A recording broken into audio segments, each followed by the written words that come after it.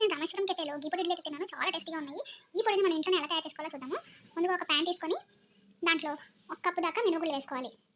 మనం ఏ కప్పు అయితే మినపగుళ్ళు తీసుకున్నామో అదే కప్పు హాఫ్ పచ్చనిపప్పు తీసుకొని వేసుకోవాలి. ఇంకా ఒక స్పూన్ కందిపప్పు కూడా వేసుకొని మంచిగా కలుపుకుంటూ వేయించుకోవాలన్నమాట.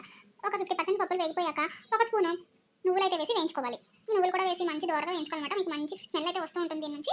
అప్పుడు ఈ ఫ్రై అయిపోయినట్టు మనకి ఇవి ఒక 80% 90% వేగిపోయిన తర్వాత మనము కొద్దిగా ఉప్పు ఇంకా ఎనిమిరపకాయలు వేసుకొని వేయించుకోవాలి. ఎనిమిరపకాయలు ఘాటుగా తగ్గించుకొని వేసుకోవచ్చు. మీకు కావాల్సినంత అయితే వేసుకొని వేయించుకోవచ్చు.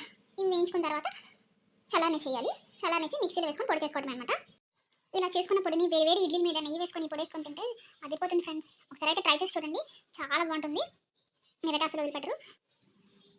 మరిన్ని మంచి మంచి వీడియోస్ రెసిపీస్ కోసం మా ఛానల్ని తప్పకుండా సబ్స్క్రైబ్ చేసుకోండి ఫ్రెండ్స్.